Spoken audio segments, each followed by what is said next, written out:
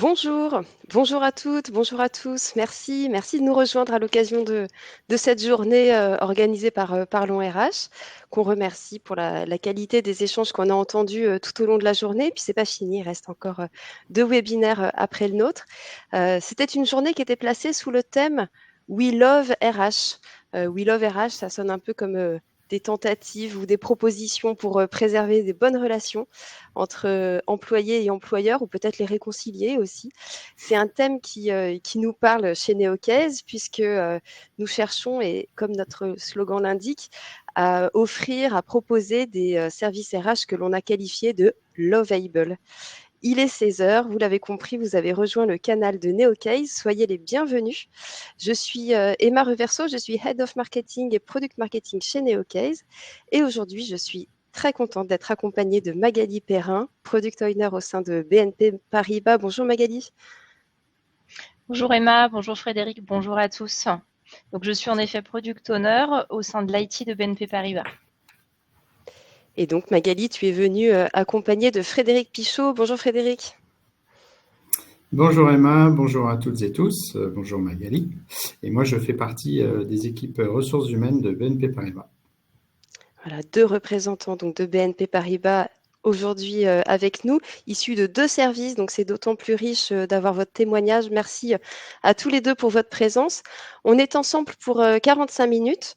Ce que je vous propose, c'est de dérouler notre intervention comme on l'a programmé, et puis de garder quelques minutes en fin de session pour répondre à vos questions que vous pouvez poser dans l'onglet questions. Garance, notre modératrice, que je remercie, se chargera de les consolider tout au long de la session, et on y répondra donc à partir de 16h35, 16h40. Donc pendant ces 45 minutes, on s'apprête à vous partager 5 cas pratiques sur le sujet qui nous intéresse aujourd'hui, donc à savoir le déploiement de l'IA dans les solutions RH digitalisées. Ce sont 5 histoires vraies que je vais vous livrer, issues du témoignage de BNP Paribas bien sûr, mais aussi issues de notre expérience en digitalisation RH et en déploiement de cette technologie, une techno qui est presque encore nouvelle, en tout cas qui contient des promesses assez fantastiques, surtout lorsqu'elle est déployée avec toute notre intelligence humaine et avec une certaine dose de prudence aussi. C'est notre credo chez Neocase de trouver cet équilibre entre audace et prudence. Et voilà, c'est ce que nous allons vous proposer de découvrir tout au long de ce webinaire. Donc, avant d'entrer dans le vif du sujet, peut-être que certaines ou certains d'entre eux ne connaissent pas encore la solution Neocase. Et pour bien comprendre ce dont on va parler dans les minutes à venir, je vous propose une brève présentation de cette solution. Neocase, c'est une plateforme collaborative RH qui est développée par une société française. On a plus de 15 ans d'expertise en ressources humaines.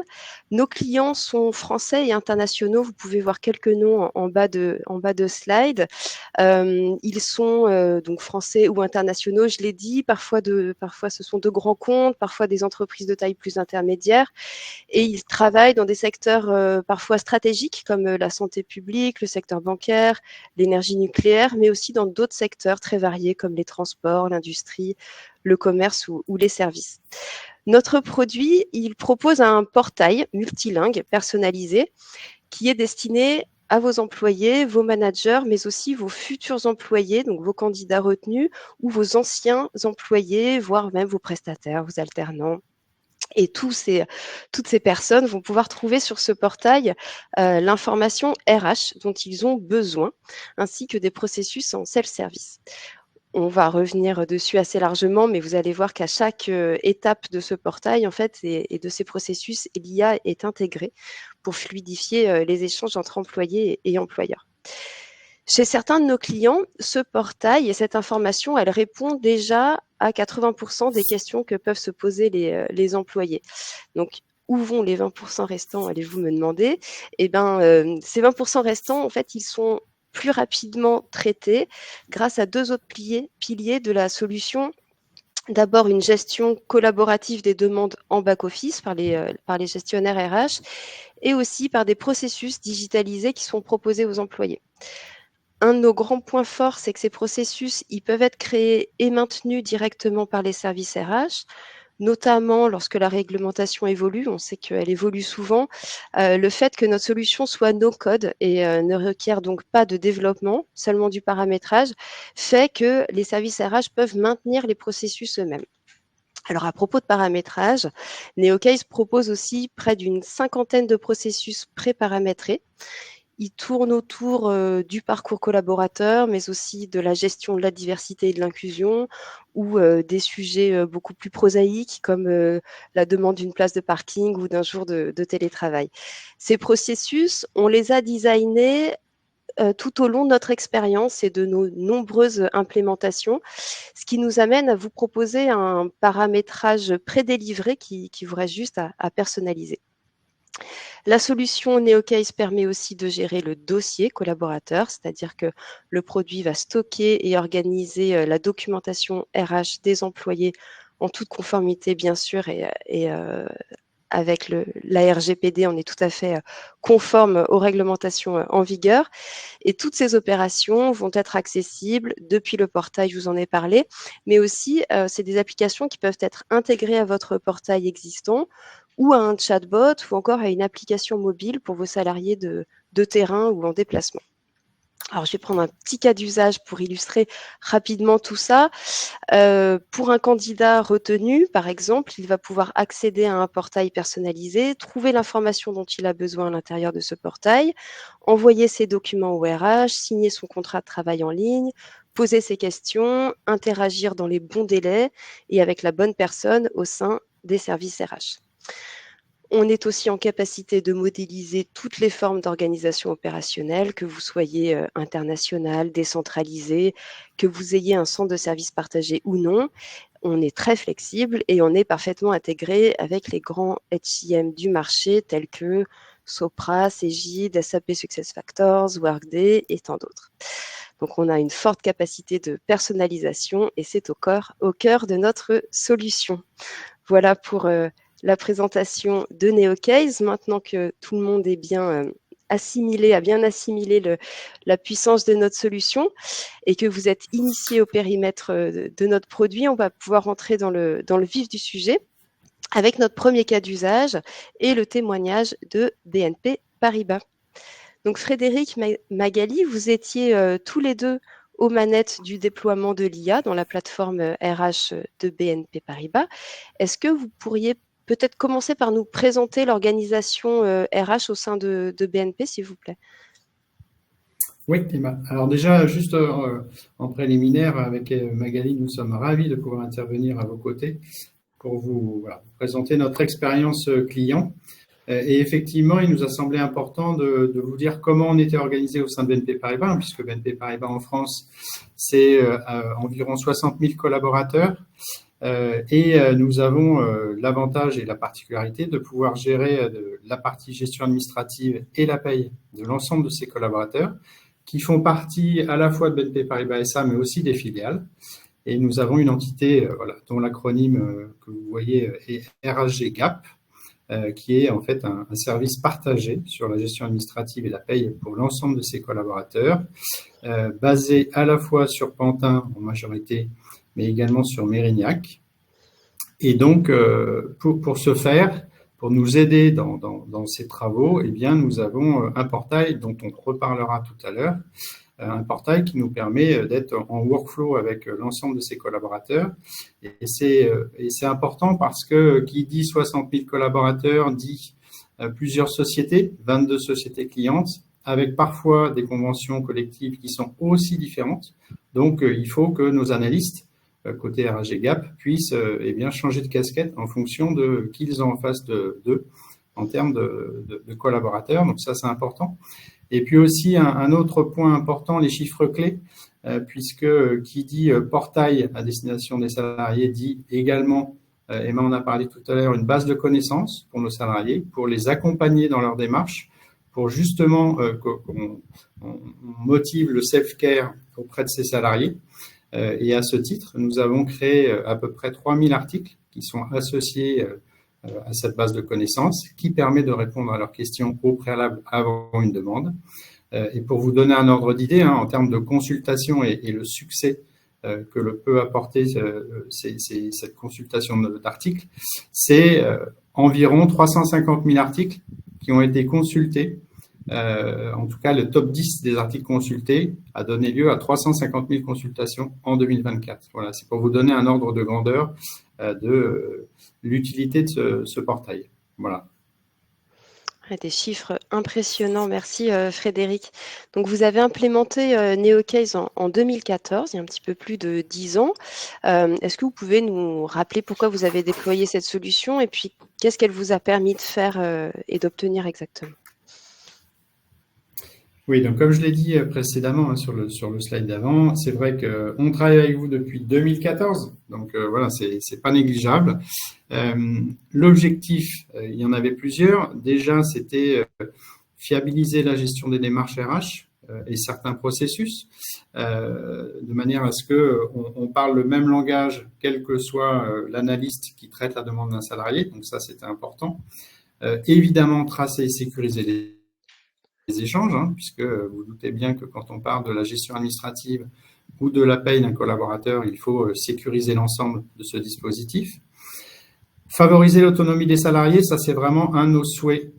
C'est le self-care, ce que j'expliquais tout à l'heure, puisque on veut avant tout que le salarié s'approprie les sujets et aussi puisse avoir une réponse très rapide sans pour autant faire une demande. On en reparlera tout à l'heure avec une intervention de Magali.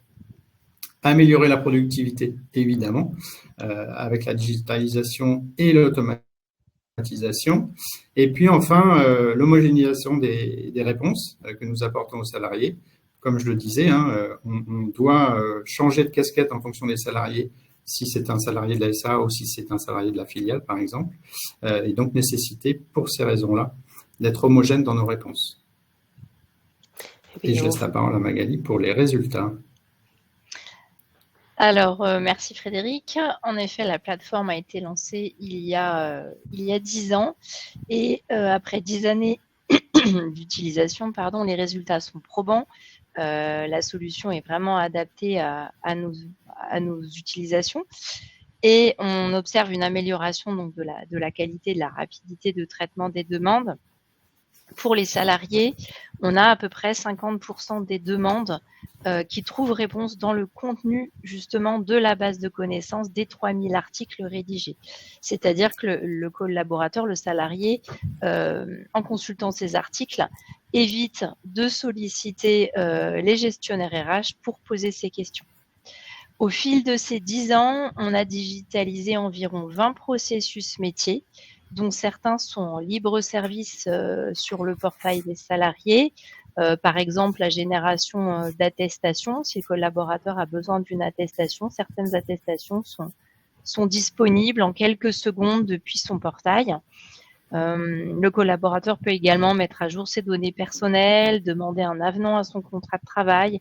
Il intervient également dans la mobilité interne. On a une vingtaine de processus qui ont été automatisés grâce au portail NeoCase. Et le processus qui a été digitalisé de bout en bout, c'est notre processus d'embauche, puisque une fois le choix du candidat retenu, que ça soit en candidat externe essentiellement, quand le candidat est retenu, on récupère directement de notre outil de recrutement toutes les données du candidat qui se déversent donc dans NeoCase. On va pouvoir lui générer en automatique son contrat d'embauche, lui envoyer en signature électronique. Une fois que le candidat a signé son contrat, ça revient automatiquement dans NeoCase. On peut compléter son dossier et le déverser également en automatique dans le système de paie. Merci Magali, c'est en effet assez impressionnant tous ces chiffres. 3000 articles, 20 processus. On voit que l'usage est très optimisé. Et cette base de connaissances, donc, elle fonctionnait pas si mal, puisque vous aviez déjà 50% des recherches qui étaient auto-résolues. Alors, qu'est-ce que vous cherchiez exactement comme valeur ajoutée en implémentant de l'IA avec NeoCase, en déployant l'IA dans votre base de connaissances très récemment là? Alors, si je peux donner une image, en fait, c'est qu'on a rajouté en fait un étage à notre fusée qui était déjà qui fonctionnait déjà bien, mais on a rajouté un étage supplémentaire avec cette notion d'intelligence artificielle pour trois raisons. La première, c'est on souhaitait améliorer l'expérience utilisateur, qui était déjà positive, hein, mais on a souhaité l'améliorer avec une meilleure pertinence des résultats grâce au langage naturel, on le verra tout à l'heure, et également la compréhension des questions. Puisque historiquement, comme je l'ai dit, hein, nous sommes une équipe de spécialistes, donc on est une équipe RH, et on a en face de nous des salariés qui ne sont pas forcément au même niveau que nous en termes d'appétence ne serait-ce que sur les terminologies RH.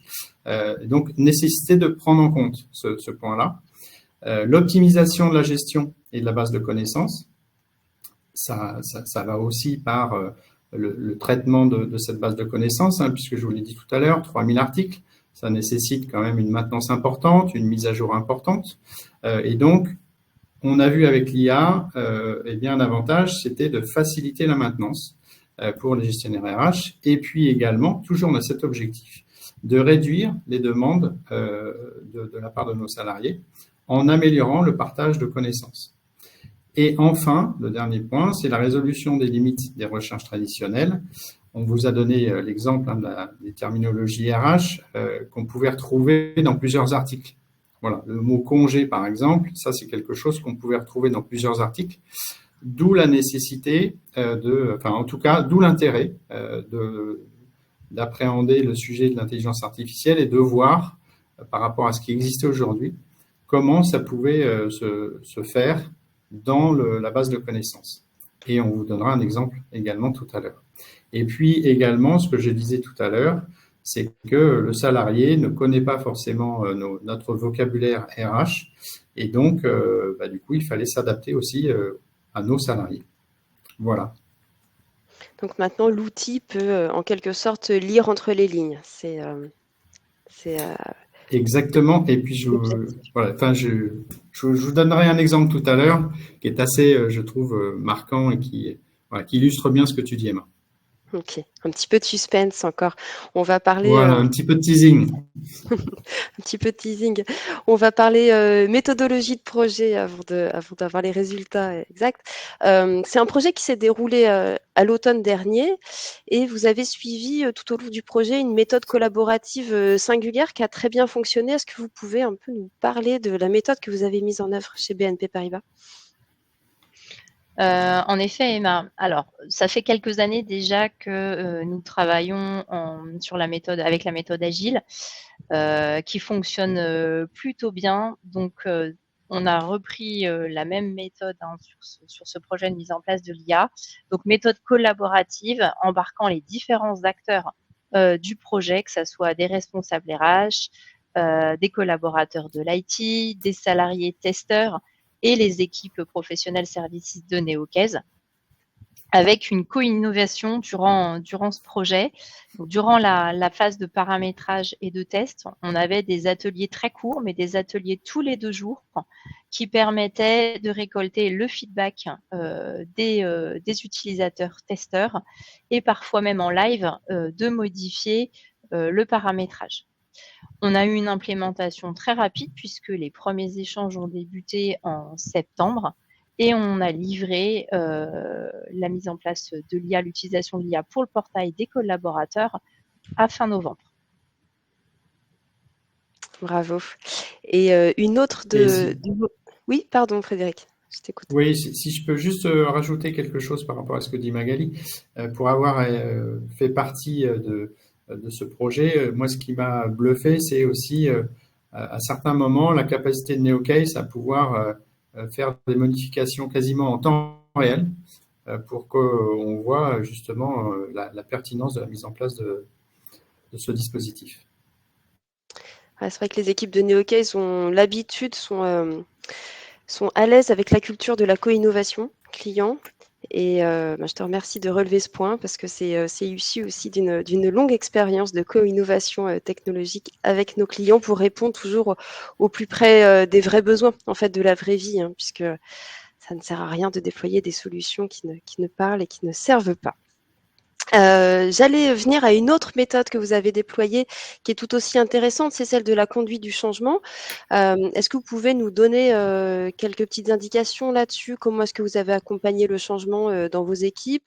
Comment vous avez fait en sorte que l'adoption soit facile et rapide et bien appropriée, alors que vos usagers étaient quand même habitués à un autre fonctionnement de leur base de connaissances RH depuis 10 ans? Quelle méthode vous avez appliquée? Racontez-nous.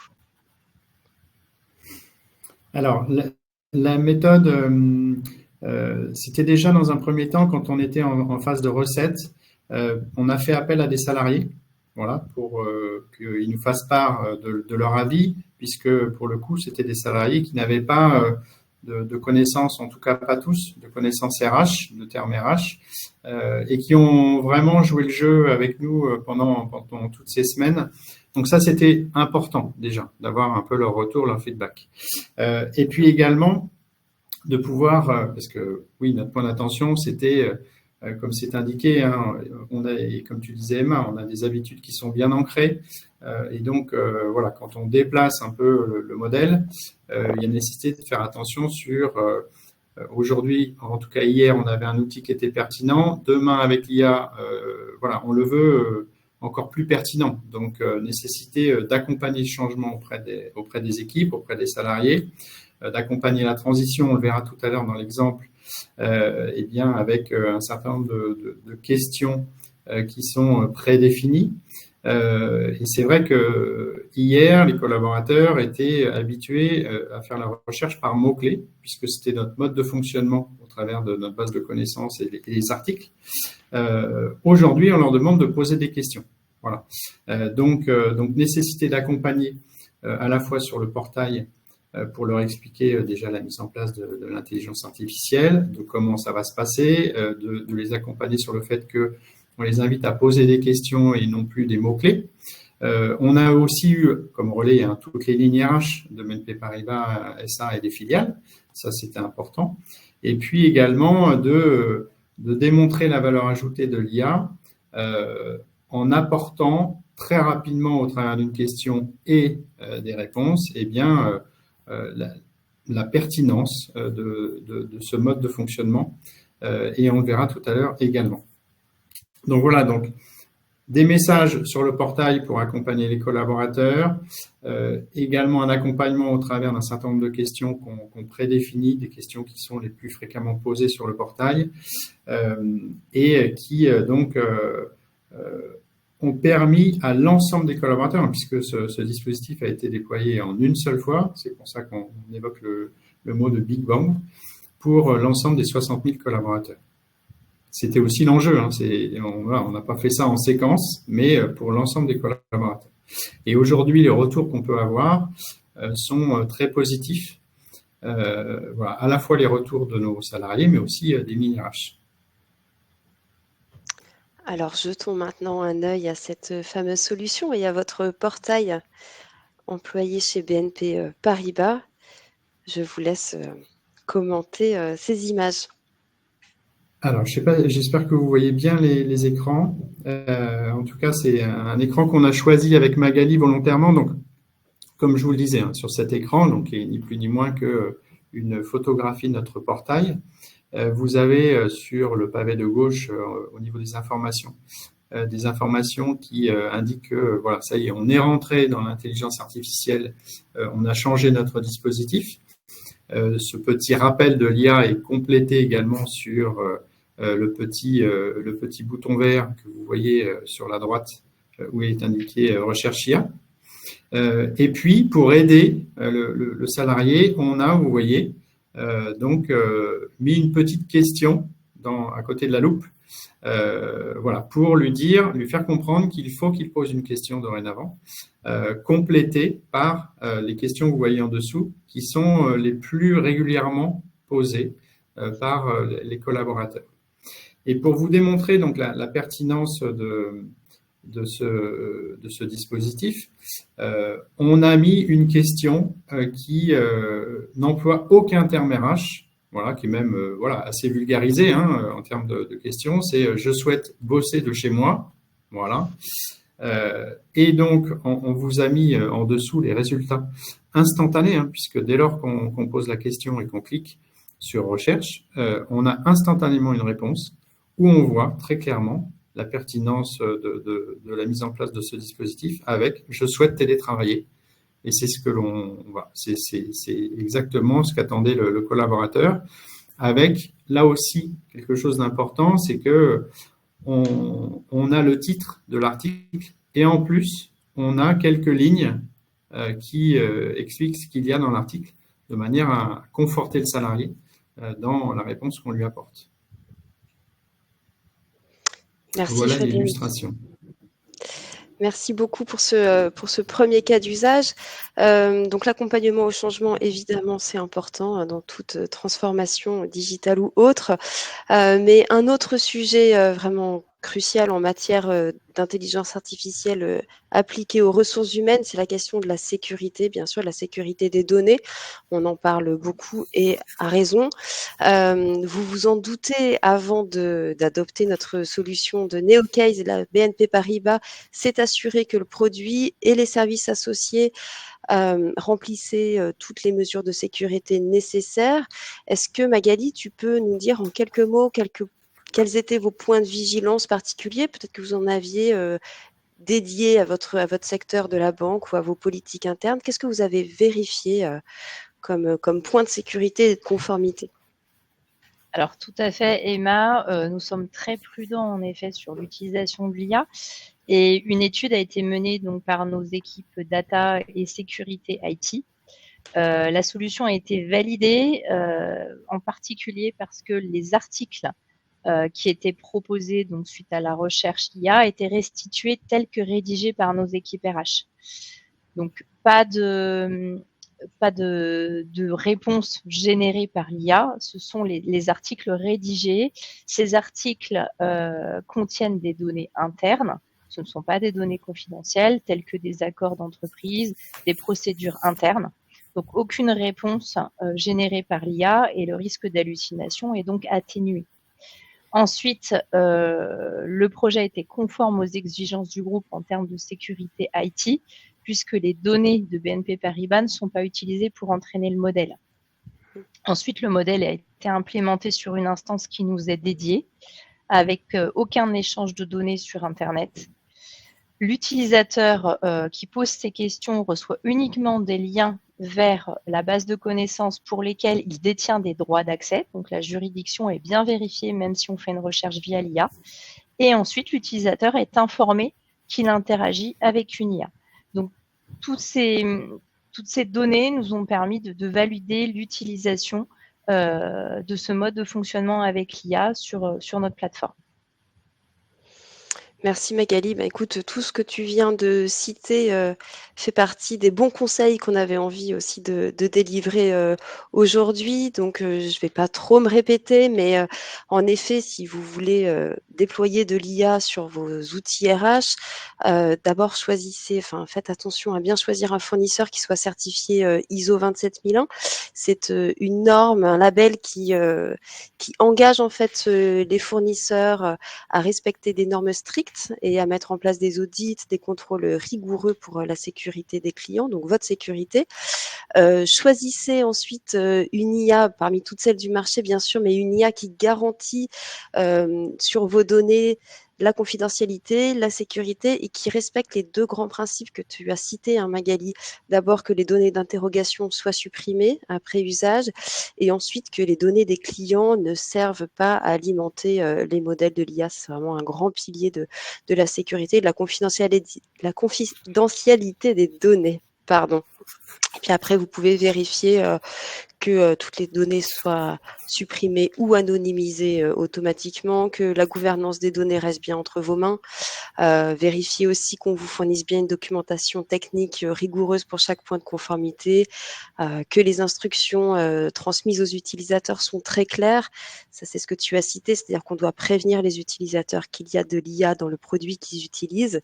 Et puis, assurez-vous que l'IA est déployée dans un système plus large, celui du produit, produit qui répond à une gestion rigoureuse de qualité et de gestion des risques, bien sûr.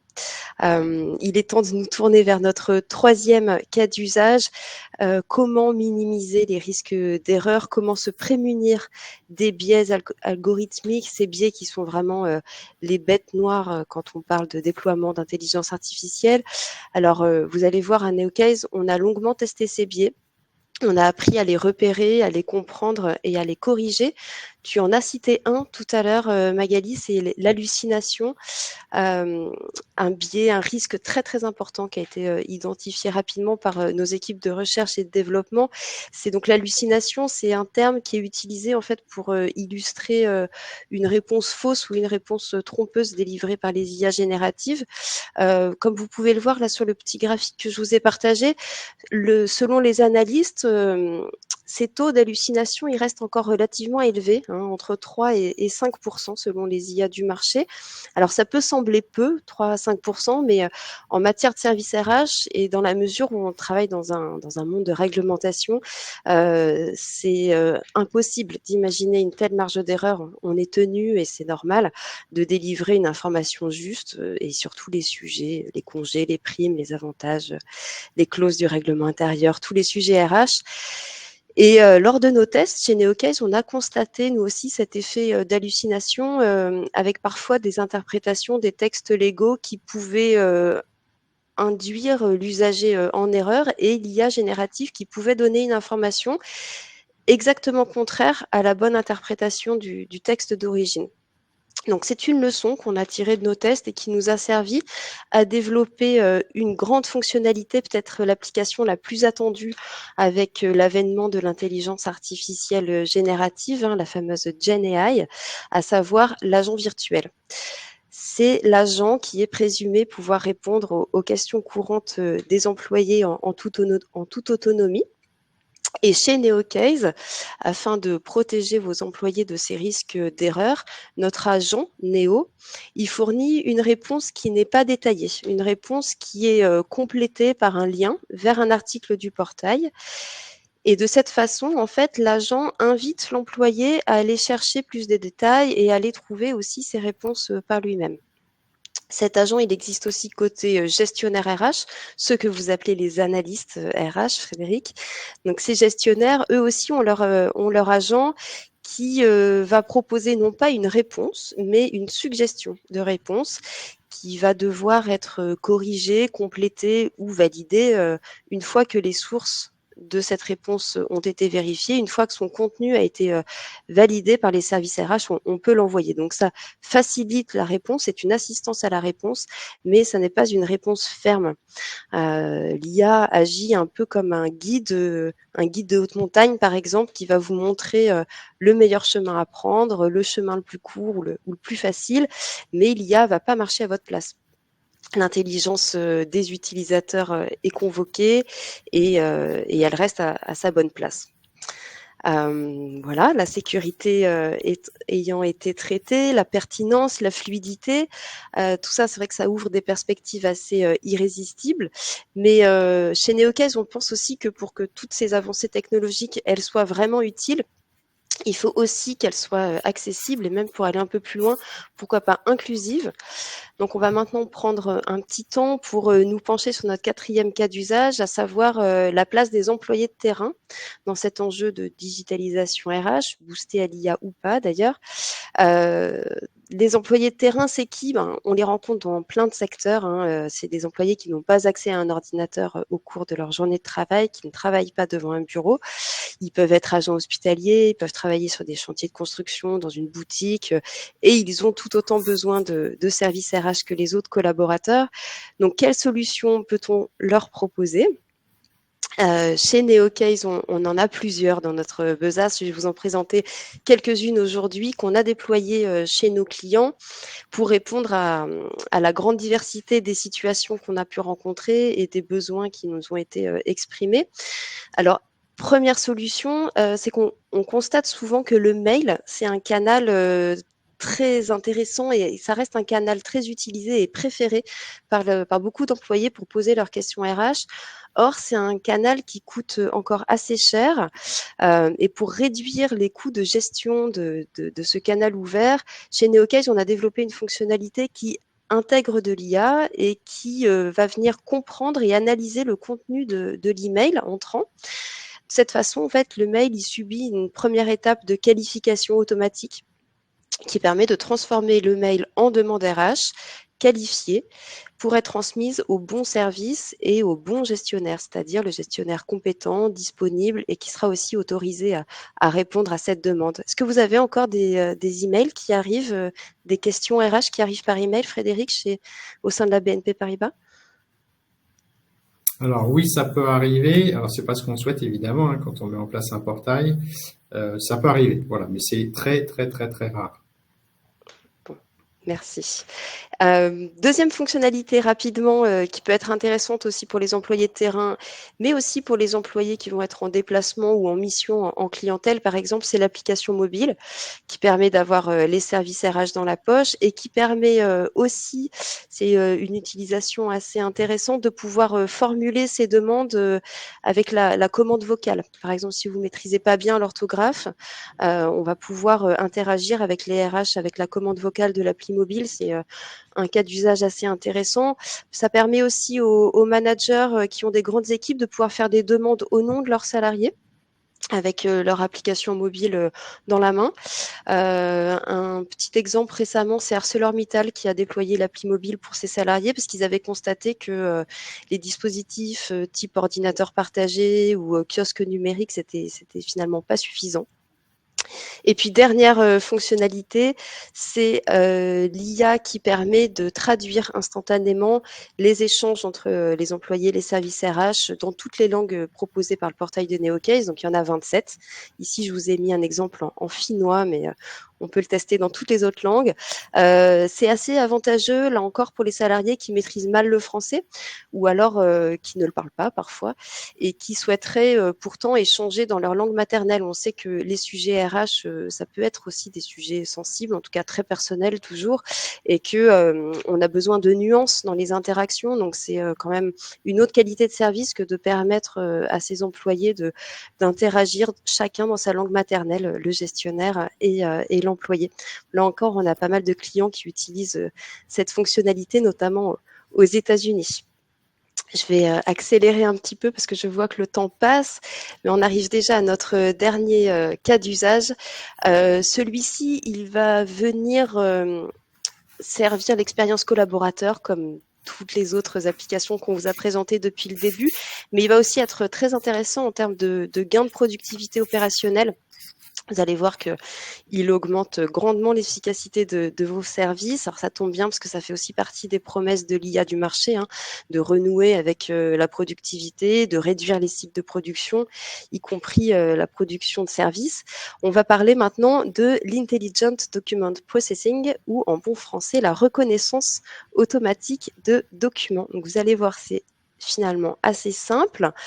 Nous avons plusieurs documents, donc vous voyez la liste apparaître sous vos yeux, qui sont reconnus automatiquement par la solution Neocase. Donc ce sont des documents qui sont généralement échangés entre RH et employés. Vous voyez documents d'identité, RIB, attestation de transport, etc. Si vous ne voyez pas un document que vous utilisez beaucoup dans cette liste, pas de panique, c'est devenu assez facile de créer des modèles de documents reconnaissables. Donc, cette liste est largement extensible et notamment, elle peut intégrer des documents étrangers. Donc, pour illustrer cette fonctionnalité boostée à l'IA, je vais prendre un cas d'usage très classique, qui est celui du traitement de l'arrêt de travail. Donc, imaginez un de vos salariés qui sort de chez le médecin avec son arrêt de maladie à la main. Avec son application RH, il va pouvoir prendre une photo et envoyer l'arrêt de travail dans la solution. Et c'est là que l'Intelligent Document Processing fait des miracles parce que la fonctionnalité va être capable d'identifier le type de document, les zones de texte, le texte en lui-même et même le sens des mots en croisant les différentes données. C'est donc une reconnaissance assez fine qui permet ensuite de remplir automatiquement en back-office les métadonnées du document. Métadonnées, par exemple, type une date de début, une date de fin de validité, ce genre de données-là. Et ensuite, eh bien, un simple contrôle visuel par un gestionnaire va permettre d'envoyer le document dans le système de gestion du dossier collaborateur, éventuellement en paye si le document a une incidence sur la paie. Donc c'est une fonctionnalité qui est presque invisible pour le collaborateur, mais qui a une forte valeur ajoutée pour les entreprises qui doivent traiter d'importants volumes documentaires. J'ai par exemple en tête le cas de AXA Belgique, un de nos clients. Ils ont introduit récemment un nouvel avantage pour leurs salariés sur présentation d'un document fiscal. Et grâce à l'IA, ils ont pu traiter un volume exceptionnel de documents en un temps plutôt record. Voilà, notre présentation s'arrête ici. J'espère que vous avez appris des choses intéressantes. Peut-être que vous vous êtes aussi reconnu dans l'un de ces cas d'usage ou peut-être dans plusieurs. J'imagine qu'il doit y avoir quelques questions à répondre. Je vais jeter un œil sur notre chat. Une question d'Anna. Une question d'Anna. Et je pense que je vais y répondre, puisqu'il s'agit de notre organisation. Donc, comme je l'ai dit, hein, RAG GAP, cet acronyme hein, pour parler de la gestion administrative et de la paie des salariés, c'est à peu près 300 collaborateurs. Sur ces 300, il y en a 150, 170 qui traitent de la gestion administrative des salariés. Et ce sont eux qui sont principalement sur le portail Alice et donc sur la base de connaissances. Maintenant, tous n'ont pas pour mission de mettre à jour cette base de connaissances. Eux, leur mission, c'est principalement de pouvoir répondre aux demandes des collaborateurs. En revanche, on a une petite équipe de 8 analystes qui, en plus de leur activité, eh bien, ont pour mission de mettre à jour nos articles, nos 3000 articles dont je parlais tout à l'heure, pour permettre à ce que on offre aux salariés un article le plus pertinent et le plus à jour possible en fonction des évolutions légales, des évolutions suite à des nouveaux accords, par exemple. Voilà. J'espère avoir répondu à votre question, Anna. Merci Frédéric. Il semblerait qu'il y ait une question aussi pour Magali et toi, posée par Françoise. Alors, concernant la gestion des 6 conventions collectives, alors déjà, quand le collaborateur se connecte au portail Neocaisse, on sait à quelle société il appartient. Et donc, quand il va faire une recherche via l'IA dans la base de connaissances, on va uniquement lui proposer les articles de la base de connaissances liés à sa société. Après, s'il pose une question, là, je vais laisser Frédéric répondre pour la réponse apportée par GAP en fonction de la convention collective. Frédéric.